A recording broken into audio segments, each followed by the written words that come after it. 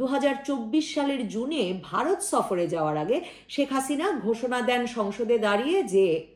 আওয়ামী লীগ সরকার, শেখ হাসিনার সরকারও চীনের সহায়তাতেই তিস্তা মহাপরিকল্পনা বাস্তবায়ন করতে যাচ্ছে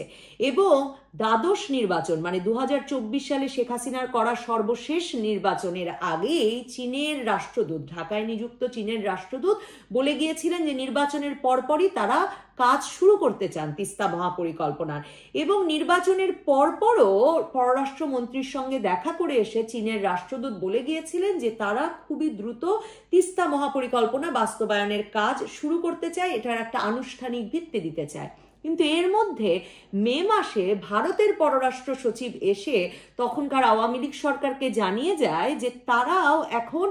এই ভারতও ওই তিস্তা মহাপরিকল্পনা অর্থায়নে রাজি আছে। কিন্তু তারপরেও জুনে গিয়ে সংসদে দাঁড়িয়ে শেখ হাসিনা ভারতের প্রস্তাবের কথা উল্লেখ না করে বলেন যে চীনের সঙ্গেই মহাপরিকল্পনা বাস্তবায়নে যাচ্ছে আওয়ামী লীগ সরকার।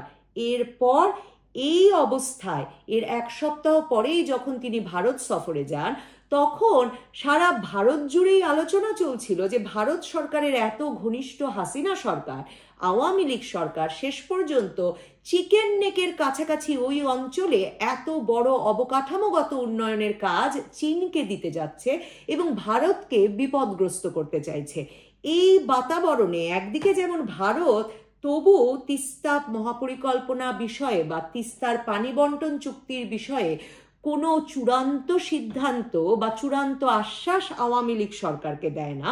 তেমনি শেখ হাসিনার ওই সফরটি কেন তিনি চীনের সঙ্গে যাচ্ছেন এই প্রশ্নের মুখে বেশ অস্বস্তিকর হয়ে ওঠে। এর 2 সপ্তাহ পরেই শেখ হাসিনা চীনে যান, তবে চীনে গিয়েও তিনি শেষ পর্যন্ত চীন অপেক্ষা করছিল যে তিস্তা মহাপরিকল্পনা বাস্তবায়নে বাংলাদেশ চীনের সঙ্গে যাবে এ বিষয়ে একটা চূড়ান্ত সিদ্ধান্ত ওই সফরে হয়ে যাবে।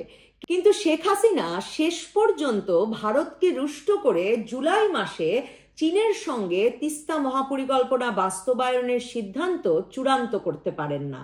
এই অবস্থায় চীনা প্রেসিডেন্ট শি জিনপিং এর সঙ্গে তার বৈঠকটি এতটা অস্বস্তিকর হয়ে ওঠে যে শোনা যায় শি জিনপিং নির্ধারিত সময়ের আগেই বৈঠক ছেড়ে চলে যান এবং শেখ হাসিনা শেষ পর্যন্ত সফর সংক্ষিপ্ত করে একদিন আগে বাংলাদেশে ফেরত আসেন। তিস্তা নিয়ে তাই বাংলাদেশের মানুষের কষ্ট, দুর্দশা, ভোগান্তি যেমন পুরনো, বিশেষ করে উত্তরবঙ্গের মানুষের পুরনো এই নিয়ে রাজনীতি আর চীন ভারত দুই শক্তিশালী প্রতিবেশীর টানাটানিও।